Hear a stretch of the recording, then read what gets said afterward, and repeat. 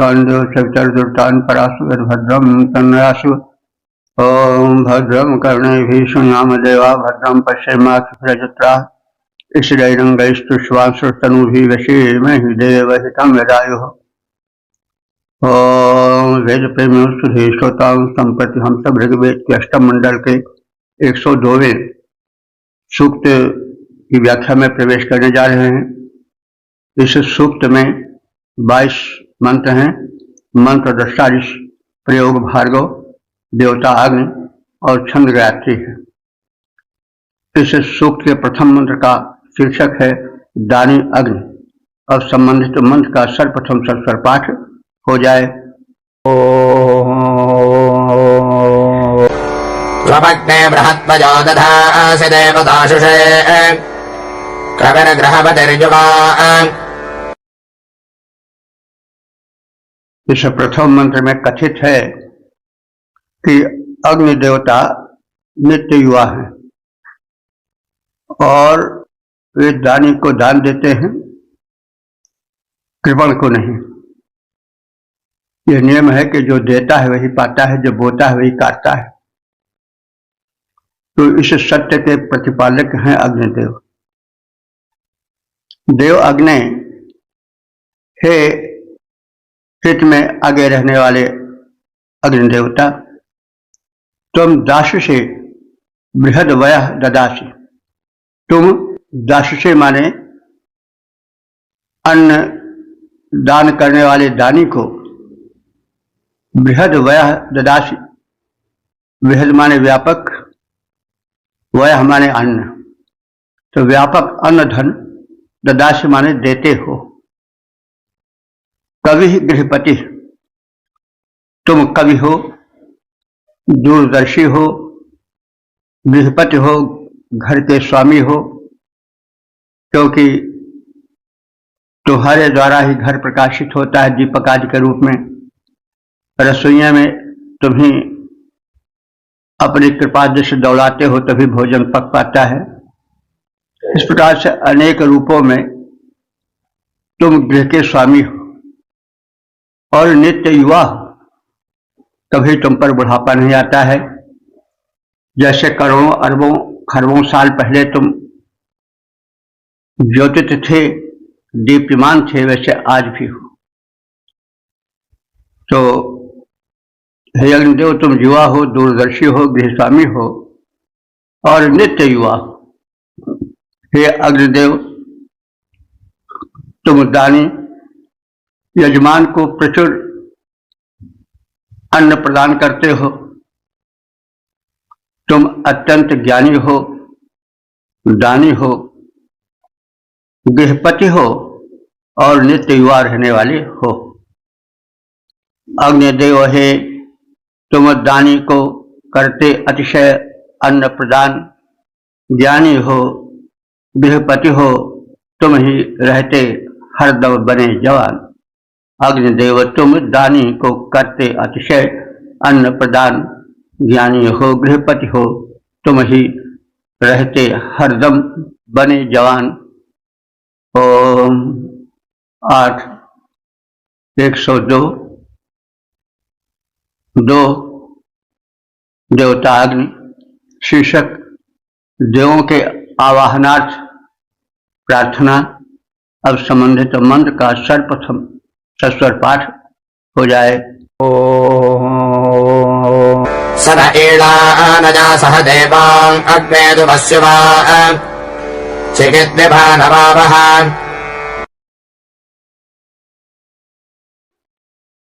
इस दूसरे मंत्र में यह कथित है कि अग्निदेव देवदूत हैं। वे देवताओं को यज्ञ भूमि पर बुला कर लाए। वियानो अग्नि, वियानो माने कांतिमान, बल्कि इसको विभानो कहें तो अधिक उपयुक्त होगा। विभानो माने विशेष भानु वाले, भानु माने कांति वाले, तेज वाले। तो विभानो अग्नि, ये विशेष तेज वाले, कांति वाले अग्निदेव, सह चिकित, वह तुम, चिकित कहते हैं ज्ञानी, वह तुम ज्ञानी हो, सभी वस्तुओं को जानने वाले हो, भावों को समझने वाले हो। न द्वशिवा ईरानया, हमारी श्रद्धा और कल्याण पूर्ण वाणी से ईरानया माने प्रेरित होकर के देवान आवाह, देवताओं को इस यज्ञ भूमि पर आवाह माने बुला कर लाओ। हे परम तेज संपन्न अग्निदेव, तुम ज्ञानी हो, दानी हो, हमारी भाव भरी पुकार से प्रेरित होकर के समस्त देवों को यहाँ यज्ञ भूमि पर बुलाकर लाओ, क्योंकि तुम देवदूत हो, तुम्हारे आवाहन पर ही देवता आते हैं। हे परम तेज संपन्न देवता, तुम हो ज्ञान निधान, यज्ञ भूमि पर देवों को लाओ सुनकर आह्वान। ओम 8 102 3 देवता अग्नि। शीर्षक शत्रुओं को जीतने हेतु प्रार्थना। अब संबंधित मंत्र का सर्वप्रथम सत्सर पाठ हो जाए।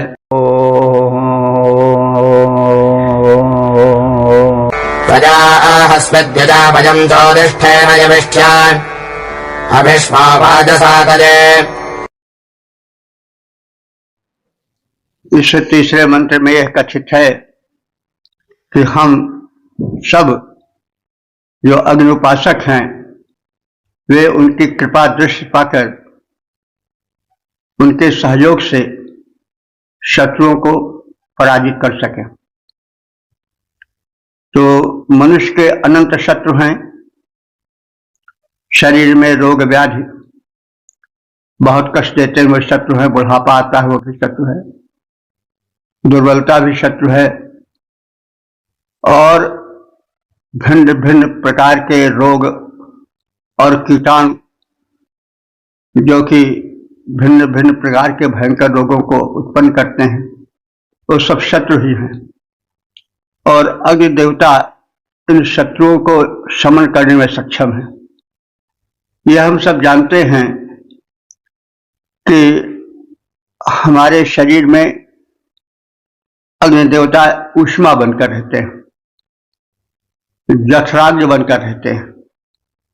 तो जैसे रसोईया में कच्चा अन्न भोजन बन जाता है, वैसे जो अन्न भोजन के माध्यम से शरीर में जाता है उसको पचाता कौन है? जठराग्नि। वहां पर अग्नि जठराग्नि बनकर रहते हैं और भोजन को पचाते हैं। तो उस भोजन को ही नहीं बल्कि भोजन से जो धातुएं बनती हैं उनको ही पचाते हैं। जैसे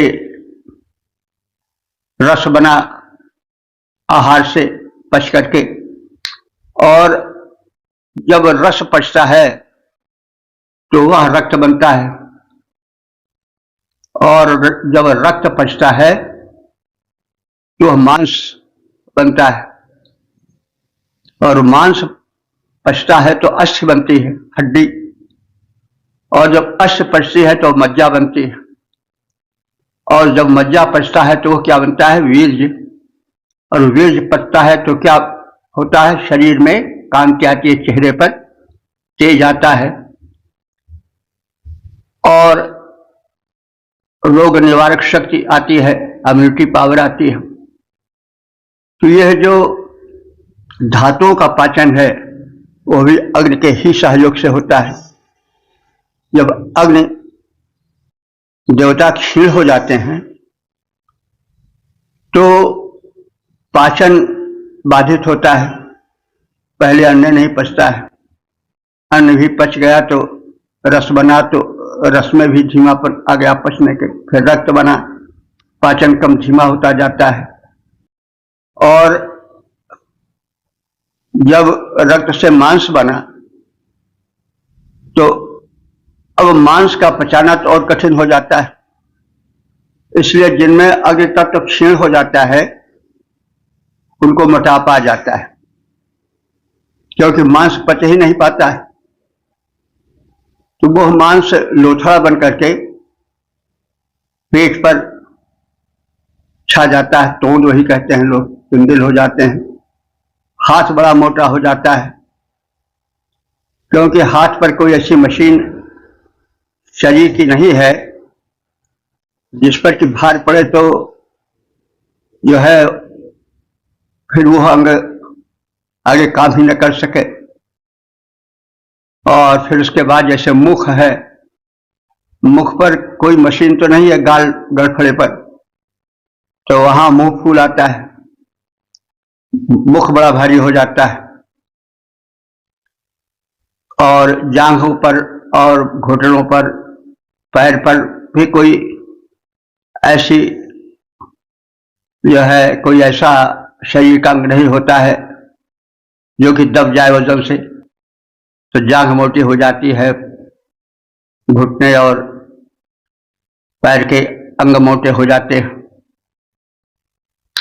तो ये मोटापा बड़ा खतरनाक रोग होता है। और इस मोटापे का कारण क्या है? अग्नि तत्व का क्षीण होना। तो अग्नि ही पचाते हैं सातों धातुओं को। तो जब किसी तरह से पचा लेते हैं रक्त को, उसके बाद मांस का पचाना बड़ा कठिन हो जाता है, तो मोटापा छा जाता है, अस्सी तक बात ही नहीं आ पाती। और ऐसे लोग गिर जाएं तो उनकी हड्डी बड़ी जल्दी टूट फूट जाएगी। तो अग्निदेव ही हमारे शरीर में भी कितना कल्याण कार्य करते हैं। नेत्रों में वही प्रकाश बने रहते हैं, वही सब कुछ सारी मशीनरी को चलाते हैं। और जो कीटाणु प्रवेश कर जाते हैं रोग वाले शरीर में, उनको अग्नि देवता ही अपनी ऊष्मा से जला देते हैं। आप जरा सोचें, वैज्ञानिकता जब शरीर में ज्वर होता है तो अग्नि देवता का ताप अधिक बढ़ जाता है। उस ताप में जो बाहर के कीटाणु होते हैं वो खौल कर मर जाते हैं, खौलने पर वो गर्मी नहीं बर्दाश्त कर पाते हैं। तो शरीर अग्नि देवता का आवाहन अपने आप करता है। इसके साथ साथ जो विजातीय द्रव्य टॉक्सिन्स वगैरह जमा हो जाते हैं वो भी उसमें जल जाते हैं, भस्म हो जाते हैं। इसलिए भाई कभी बुखार की दवाई नहीं करनी चाहिए जल्दी से, क्योंकि वो बुखार आया है तो हित करने के लिए आया है, अग्नि देवता की कृपा लेकर आया है। तो इस प्रकार से अग्नि देवता हित में आगे रहते हैं, इसलिए वे अग्नि हैं। तो उनके अनंतोकार हैं। और यह मत समझिए कि अग्नि केवल एक ज्वलित पिंड है। वे तो उनका बाहरी स्वरूप है, भीतरी स्वरूप चेतन स्वरूप है। वो देवत्व लिए हुए है और वही देवता है। तो यह अग्नि और उसकी लपटें तो उसके बाहरी स्वरूप है जो जड़ समझ पड़ते हैं, लेकिन चेतन स्वरूप वो है जो इन सबको नियंत्रित करता है। तो इसलिए यह मंत्र अग्निदेव की महत्ता को दर्शाता है। और यविष्ठय कहता है कि हे अग्नि देवता, तुम सदैव युवा बने रहते हो, कभी तुम्हारी ऊर्जा समाप्त नहीं होती है। चोदिष्ठेन त्वा योजस्वित वयम, तुम चोदिष्ठेन माने प्रेरित करते हो, और त्वया चोदिष्ठेन तुम्हारी प्रेरणा से हम योजस्वित माने कल्याण कर मार्ग पर चलते हैं, स्वास्थ्य आदि के, और सब तमाम कल्याण हमारे जो हैं वो अग्नि के माध्यम से होते हैं। बाजसातय माने अन्न प्राप्ति के लिए, धन धान्य के लिए, उसके लाभ के लिए अभिष्टमा तुम शत्रुओं को परास्त करने वाले हो। यानी धन धान्य कैसे मिलता है? वो अग्नि की कृपा से मिलता है। जो बाधक है वो अग्नि की कृपा से नष्ट होते हैं। यह कैसे? क्योंकि ऊर्जा अग्नि से आती है। ये तो देखते हैं जब अग्नि लग जाती है पेट्रोलियम में या किसी चीज में तो एक ऊर्जा उत्पन्न होती है, वह ऊर्जा अनंत होती है। तो जब ऊर्जा होती है तभी व्यक्ति में उद्यम की क्षमता आती है, तभी वह उद्यम के माध्यम से धन धान प्राप्त कर सकता है। तो वही बात कही गई है कि बाज साते अविष्मा तुम धन धान प्राप्त कराने वाले हो और शत्रुओं को परास्त करने वाले हो। अभिष्मा माने शत्रुओं को परास्त करने वाले हो। बाज साते अन्न की प्राप्ति के लिए विघ्न स्वरूप शत्रुओं को तुम विनष्ट करने वाले हो। तुम्हारी ऊर्जा ही भांति भांति रूप में हम लोगों की सहायक बनकर आती है। हे अत्यंत बल संपन्न अग्निदेवता, मनुष्यों को सन्मार्ग पर प्रेरित करने वाले हो। तुझ सहयोगी के साथ ही हम धन धान्य लाभ के लिए शत्रुओं को परास्त कर सकें। जब अग्निदेव का सहयोग मिलता है तो ऊर्जा आती है और ऊर्जा से शत्रु परास्त हो सकते हैं, चाहे बाहरी शत्रु जो सामने युद्ध कर रहे हों और चाहे भीतरी शत्रु कीटाणुवादी हों, प्रवेश कर गए हों, या टॉक्सिन्स जो कि रक्त संचार में बाधक हैं वे हों, जो पीड़ा पहुंचाने वाली है, सब शत्रु रूप हैं। क्योंकि सब बढ़ करके प्राण धारण कर लेते हैं, तो इससे बढ़कर कौन शत्रु होगा जो प्राण धारण कर ले। तो इन सब रूपों में हे अग्निदेव, तुम हम सबके विशिष्ट सहायक हो।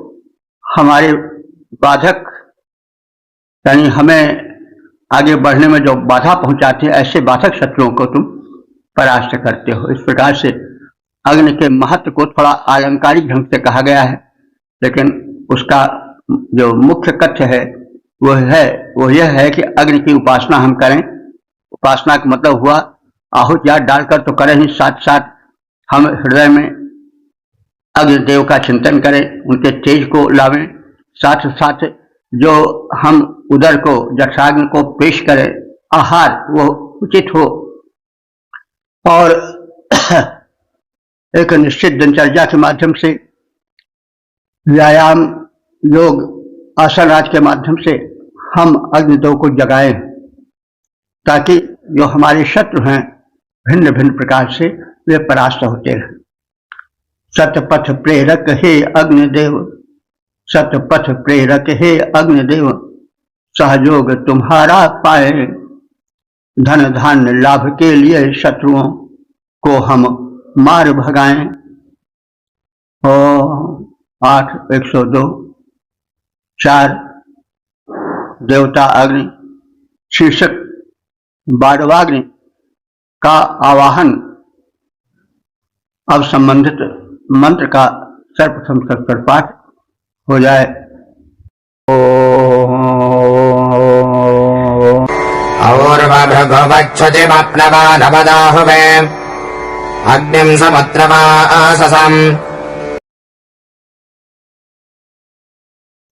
इस चौथे मंत्र में बाड़वाग्नि की महत्ता का कथन और उनके आवाहन की बात कही गई है। तो अग्नि के विविध रूप हैं, उसमें एक रूप है बाड़वाग्नि। यह बाड़वाग्नि समुद्र में रहती है, या अगर पुल्लिंग मिले तो समुद्र में रहता है। वैसे अग्नि तो पुल्लिंग है संस्कृत व्याकरण के हिसाब से, लेकिन लोक में स्त्रीलिंग में भी इसका प्रयोग करते हैं। तो यह बाड़वाग्नि समुद्र वाससम, समुद्र में रहने वाला है। शुचिम माने पवित्र है, और अग्नि रूपी है बाड़वाग्नि, परम प्रबल है। अब बाडवाग्नि को समझें, अग्नि के तो व्यापक रूप हैं, कुछ को हम पिछले मत में बताए हैं। समुद्र में भी अग्नि है और उस अग्नि से ही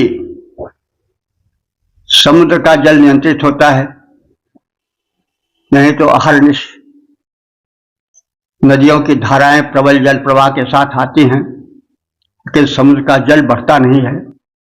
उसके पीछे यह बाडवाग्नि है। अग्नि का रूप होता है जलाना, दग्ध करना। तो ये बाडवाग्नि इसलिए कहे जाते कि जो इसका मुख है वो बडवा, बडवा माने घोड़ी, घोड़ी की तरह है। तो इसको शुच भी कहा गया। शुच माने पवित्र। जो किसी जानवर के मुख में से कोई चीज निकले तो अपवित्र हो जाती है, लेकिन यह जो बाडवाग्नि है, बडवा के मुख से निकली है, वो पवित्र है। और समुद्र वास्तव माने समुद्र के भीतर रहने वाली है। तो समुद्र का जल जो है वो जलता है, भाप बनता है, तो ही उठ करके बादल बनता है। तो इसमें बाडवाग्नि का प्रमुख हाथ है।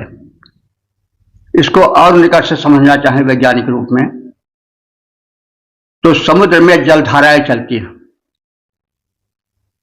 बहुत लंबी चौड़ी खोलते हुए पानी वाली धारा रहती है और वह काफी जलती हुई रहती है। उसमें उतरना कठिन हो जाता है, तो उससे भाप बनती है और भाप ही उठकर बादल का कारण है। इसलिए अस्तुत्य है, प्रार्थना योग्य है, क्योंकि यह मानवता का हित करती है, बादल बनाती है। वैसे सूरज की किरणें भी बादल बनाती हैं, लेकिन यह जो गल्फ स्ट्रीम है, जो उबलती हुई जल की धारा है जो समुद्र में बहती है और काफी चौड़ाई के प्रवाह के साथ लंबाई भी बहुत दूर तक होती है, तो यह खौलता हुआ जल ज्यादा वाष्प बनाता है। तो इसीलिए नदियों से आने वाला जल जो होता है वो भाप बन जाने के कारण समुद्र में उबाल नहीं ला पाता है, समुद्र में बाढ़ नहीं ला पाता है। तो इस प्रकार से यह जो बाडवाग्नि है वह पूज्य है, अस्तुत्य है, क्योंकि वह एक और तो समुद्र के जल को खौला करके भाप बनाकर बादल बनाने में सहायक है, दूसरी ओर समुद्र के बढ़ते प्रारूप पर अंकुश रखने वाला है। एक यह भी लाभ है कि तमाम ऐसे समुद्र के किनारे के नगर हैं, जैसे बिलायत वगैरह, इंग्लैंड, और भी कुछ ऐसे भाग हैं जहां से धारा गुजरती है। अगर यह धारा न होती तो वहां रहना मुश्किल हो जाता। इसका उबलता हुआ जल उस शीत को सोख लेता है। तो यह कितना बड़ा उपकार है। और जो वही होता है जो देता है, तो यह जीवन दायिका है या जीवनदायक है अग्नि। तो यह समुद्र को पवित्र बनाती है या अग्नि है बनाता है, कुछ कह सकते हैं। तो यह अग्नि अपने इस गुण के कारण अस्तुत्य है और भृगुवत हम भी इसकी स्तुति करते हैं। कैसे? और वृक्ष के समान। भृगुवत माने भृगु ऋषि के समान, ये बड़े उच्च कोटि के ऋषि थे। तो जैसे इन ऋषियों ने इन्होंने बाडवाग्नि देव की स्तुति की थी, वैसे हम भी स्तुति करते हैं श्रद्धा के सहित। आपनवान वत, जैसे आपनवान ऋषि ने इन बाडवाग्नि देव की उपासना की थी, वैसे हम भी कर रहे हैं।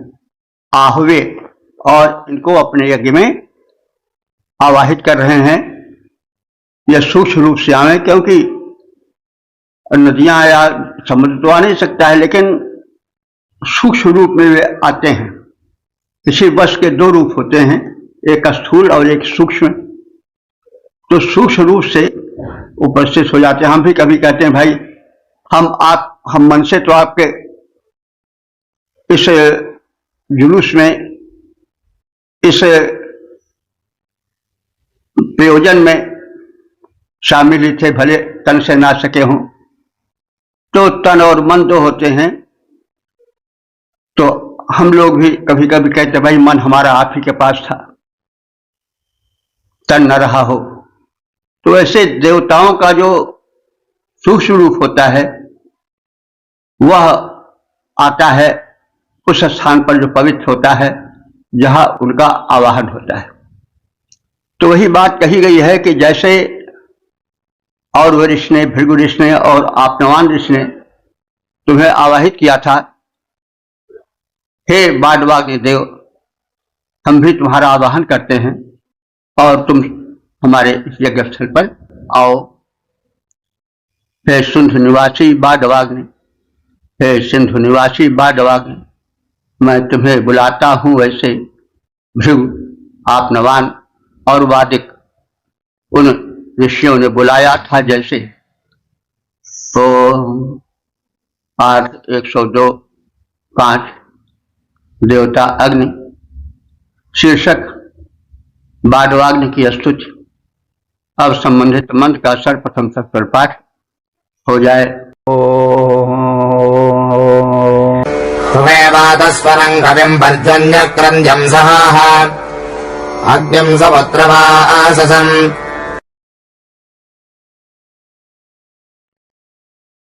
इस 5वें मंत्र में बाडवाग्नि की महिमा के कथन के साथ ही साथ उनका स्तवन भी है। वातस्वनम, हे बाडवाग्नि देवता, तुम वातस्वनम, वात माने हवा, वायु, तो वायु के भांति स्वन माने शब्द करने वाले हो, यानी आंधी तूफान की तरह गर्जन करने वाले हो। और कविम, तुम ज्ञानी हो, मेधावी हो। पर्जन्य क्रंद्यम, पर्जन्य माने मेघ, मेघ के समान गर्जना करने वाले हो। तो जैसा विषय मंत्र में कहा गया कि समुद्र में जो बहती धाराएं हैं वे बड़ी लंबी चौड़ी होती हैं, और जब प्रवाहित होती है तो उसे स्वाभाविक है कि शब्द होगा। धरती पर बहने वाली नदियों से कई गुना शब्द होगा। तो इसलिए कहा जा रहा है कि हे बाडवाग्नि देव, तुम वातस्वनम माने तुम तूफानी शब्द करने वाले हो, लेकिन कवि भी हो, मेधावी भी हो, सूझबूझ से चलने वाले हो। और पर्जन्य क्रंदे, मेघ के समान गर्जन करने वाले हो। सह, और तुम, सह माने होता है बलशाली, और सह माने सहनशीलता भी होता है। तो तुम बलशाली हो और सहनशील हो। समुद्र वाससम, तुम समुद्र में निवास करने वाले हो। ऐसे बाडवाग्नि देव, तुमको मैं हुए माने आवाहित करता हूं अपने यज्ञ भूमि पर। तुम सूक्ष्म रूप में हमारे इस यज्ञ भूमि पर पधारो। मेघ सदृश गर्जनशील, वायु सदृश शब्दकारी, शब्द से सब कुछ सहन कर लेने वाले, शक्तिमान, बलवान और सागर में शयन करने वाले बाडवाग्नि देवता का मैं सस्नेह सप्रेम स्तवन करता हूं। मेघ सदृश गर्जन करते जो, मेघ सदृश गर्जन करते जो, वायु सदृश रवकारी करता हूं बडवाग्नि का स्तवन, सिंधु शयन द्वितीधारी। ओ 8 102 6 देवता अग्नि शीर्षक बाडवाग्नि की स्तुति। अब संबंधित मंत्र का सर्वप्रथम सत्स्वर पाठ हो जाए। आसवं सवितुर्यथा भगस्येव भुजिम्भवे अग्निं सपत्रवाससम्। इस छठे मंत्र में बाडवाग्नि देव का स्तवन है। उनमें भिन्न भिन्न देवों के गुणों का निदर्शन किया गया है, दर्शन किया गया है। वे बाडवाग्नि देव सवितु सवम यथा, सवितु माने प्रेरक, सविता देवता के समान है। भगस्यु भुजिम और भग देवता के समान ऐश्वर्यवान है। समुद्र वाससम, ये बाडवाग्नि देव समुद्र में निवास करने वाले हैं, समुद्रवासी हैं। ऐसे बाडवाग्नि देव को मैं आहवे आवाहित करता हूं। सूर्य के समान प्रेरक, भग देव के सदृश ऐश्वर्य के भोक्ता, समुद्रवासी बाडवाग्नि देव का मैं स्तवन करता हूं। रवि सम प्रेरक, भग सम भोक्ता, रवि सम प्रेरक, भग सम भोक्ता, सिंधु शयन बलवान। ऐसे बाडवाग्नि की करता हूं स्तुति आह्वान। ओ 8 102 7 देवता अग्नि शीर्षक है यज्ञाग्नि का स्तवन। अब संबंधित मंत्र का सर्वप्रथम सत्स्वर पाठ हो जाए। अग्निम्बो बृहन्तमध्वराणाम् पुरोतमम् अच्छान प्रेसहस्पते।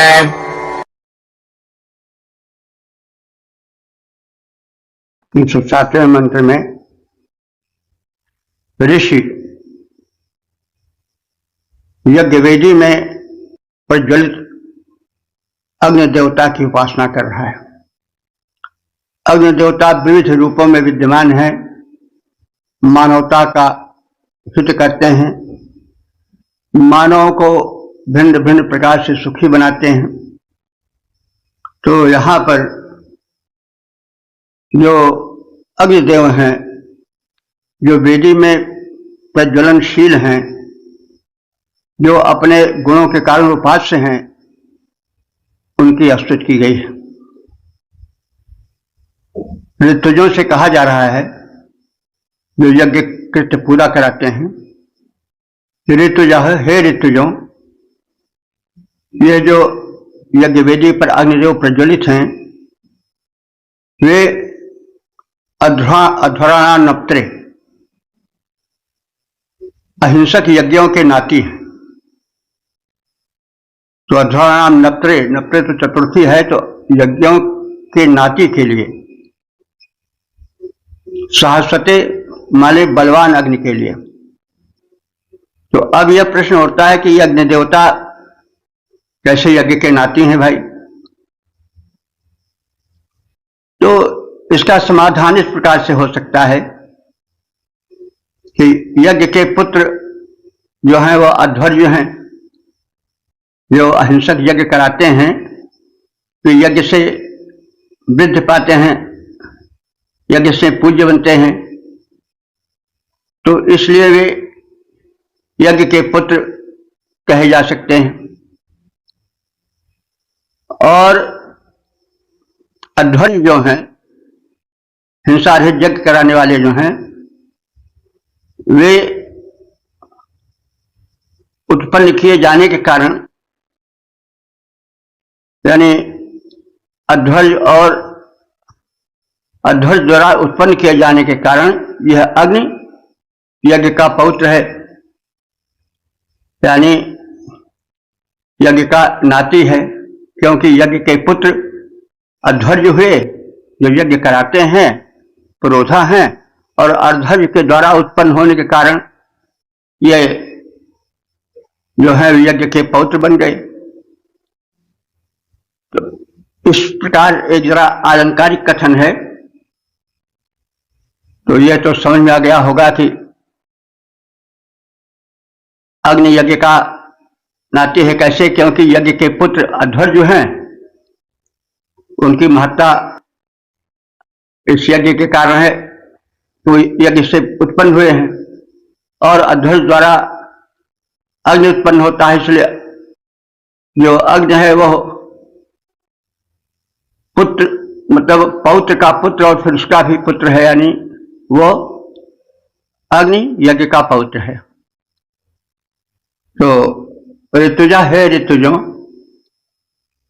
अध्वरा नाम नप्ते, जो अहिंसक यज्ञों का नाती है अग्नि। सहस्वते माने जो बलवान अग्नि है, उसके लिए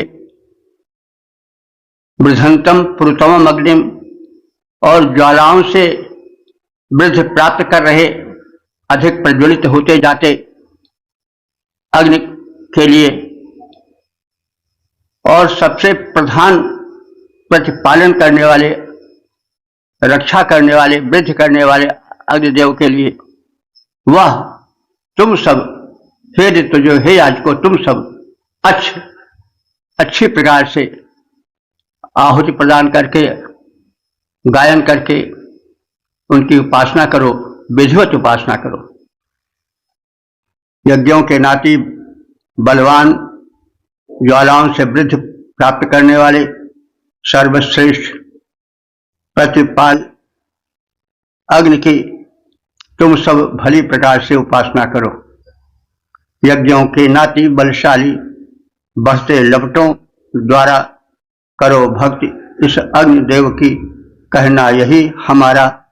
तो जैसे कहा गया है, यह अग्नि यज्ञ का नाती है, क्योंकि यज्ञ के पुत्र अध्वर्य जो हैं, और अध्वर्य द्वारा उत्पन्न किए जाने के कारण यज्ञाग्नि जो हैं वे यज्ञ के पौत्र बने। क्योंकि यज्ञ के पुत्र हुए अध्वर्य, और अध्वर्य के पुत्र हुए ये अग्नि देवता, तो इसलिए ये पौत्र हुए। ओम 8:102 8 देवता अग्नि शीर्षक जीवन को संवारने सुधारने वाले अग्निदेव। अब संबंधित मंत्र का सर्वप्रथम सस्वर पाठ हो जाए।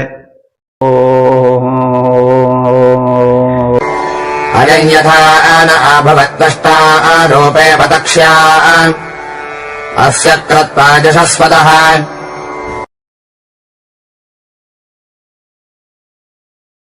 इस 8वें मंत्र में यह कथित है कि अग्निदेव जीवन को सुधारता है, संस्कारित करता है।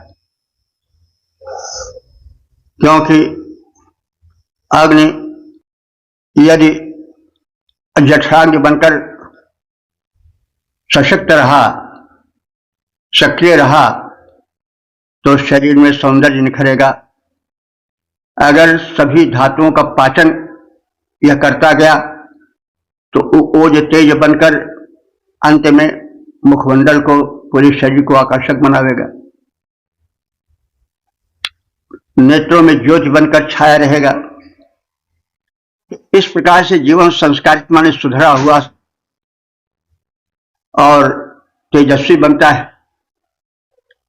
तो इसी भाव को अभिव्यक्ति दी गई है इस मंत्र में। अब इसके लिए उपमा दी गई कि जैसे बढ़ई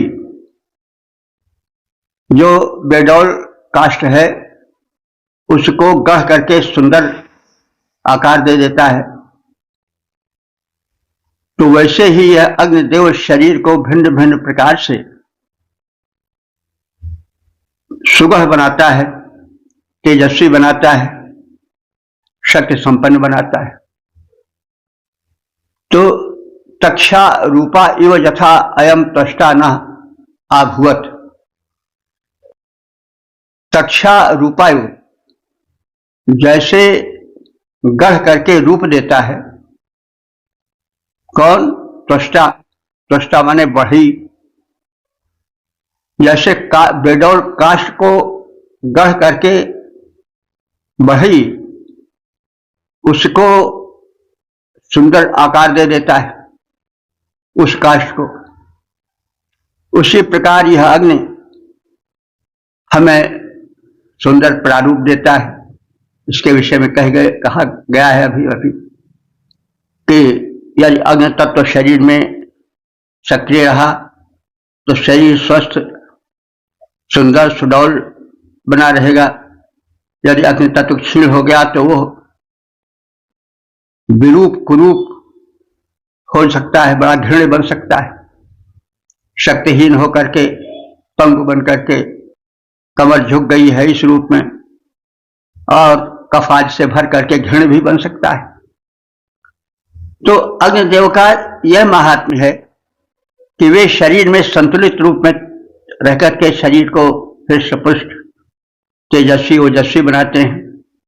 कैसे? जैसे बढ़ई काष्ठ को गढ़ करके उसको सुंदर आकार देता है, तो जैसे बढ़ई काष्ठ को गढ़ कर एक आकार देता है, वैसे अग्नि हमारे जीवन को सुधार संवार कर यशस्वी सुंदर और उत्तम बनाता है, आकर्षक बनाता है। बढ़ई गढ़कर काष्ठ को देता जो आकार, बढ़ई बढ़कर काष्ठ को देता जो आकार, त्यों ही देता अग्नि यह जीवन सकल सुधार।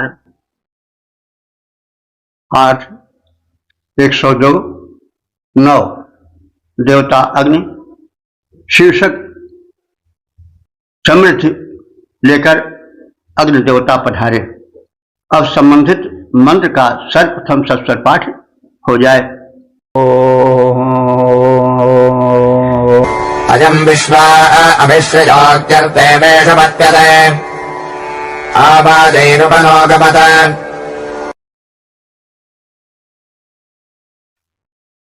इस नवे मंत्र में अग्निदेव की महत्ता कथन के साथ ही साथ अग्निदेव के अनंत अनुदानों की याचना की गई है।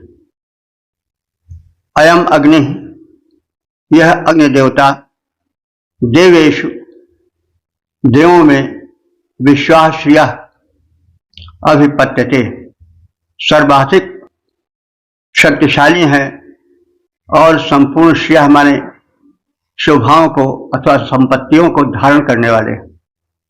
बाजय ही ना उप आगमत, बाजय ही माने अन्न धन आदि के साथ, न उप आगमत हमारे समीप यहाँ पर आगमन करें। यह अग्नि देवता देवों में सर्वाधिक समृद्ध संपत्तिशाली हैं। वह अपनी समग्र संपत्तियों के साथ यहाँ हमारे यज्ञ भूमि पर पदार्पण करें। सब देवों में अग्नि है, सर्वाधिक धनवान, सब देवों में अग्नि है, सर्वाधिक धनवान, आकर अपना विभव वह हमको करें प्रदान। ओम 8 102 10 देवता अग्नि शीर्षक अस्तुति हेतु कथन। अब संबंधित मंत्र का सर्वप्रथम सस्वर पाठ हो जाए। विश्वेशा विहस्पतिहोत्रोडाञ्जसस्तवम् अग्नियज्ञेषु पार्व्यम्। इस 10वें मंत्र में जो होता है या जो यज्ञ कृत्य संपादित करने वाले हैं, याजक हैं, उनसे प्रार्थना की गई है और अग्नि देवता के महत्व का प्रतिपादन किया गया है। हे ऋतुजो, हे याजको, तुम सब इसको जान लो कि अग्नि देवता विशेषाम होत्राम यशस्तमम, जो अग्निदेव विशेषा माने समस्त, होत्राम माने आवाहन करने वाले आवाहकों में, यशस्तमा माने यशस्वी हैं। कहने का मतलब आवाहक तो बहुत हैं, आवाहक माने बुलाने वाले, तो तमाम बुलाने वाले हैं दुनिया में भिन्न भिन्न कार्यों में, लेकिन उनमें से जो अग्नि देवता हैं वो सर्वश्रेष्ठ आवाहक है। हम सब जानते हैं कि अग्नि देव जो हैं देवदूत हैं, तो देवों को यज्ञ भूमि पर वे ही बुला कर लाते हैं। तो देव शक्तियां जो हैं सूक्ष्म हैं, लेकिन उन तक संदेश पहुंचाकर सूक्ष्म रूप से बुलाने का सामर्थ्य अगर किसी में है तो वह इन सफल होता या आवाहक अग्निदेव में ही है। इसलिए ऋतुजों से, यज्ञ कराने वालों से यह आग्रह किया गया है कि ये आवाहन कर्ताओं में सर्वश्रेष्ठ आवाहन का जो सक्षम है, आवाहन में जो सक्षम, ऐसे अग्निदेव का वे सर्वप्रथम आवाहन करें। तो विशेषाम होत राम यशस्तमा, जो संपूर्ण आवाहन कर्ताओं में सर्वाधिक यशस्वी और श्रेष्ठ आवाहन कर्ता अग्निदेव हैं, उन अग्निदेव को यज्ञेश पूर्वम अस्तु, यज्ञों में मुख्य रूप से सर्वप्रथम उन अग्निदेव का आवाहन किया जाए और उनकी स्तुति की जाए। हे याजकों, संपूर्ण होताओं में सर्वाधिक कीर्तिमान तथा यज्ञों में प्रमुख अग्नि की, जो यहां पर होता रूप में देवदूत रूप में विराजमान है, जिन्हें इस अवसर विशेष पर देवदूत रूप से संबोधित किया गया है, वे सर्वप्रथम प्रार्थित हों, यज्ञ मंडप में उनकी स्तुति हो, ताकि वे देव शक्तियों को यज्ञ भूमि पर बुलाकर लावें। जो अग्नि देवता होताओं में सर्वोत्तम, होता महान, जो अग्नि देवता होताओं में सर्वोत्तम, होता महान, उन प्रमुख अग्नि का करो यज्ञ मंडप में मिलकर यशोगान।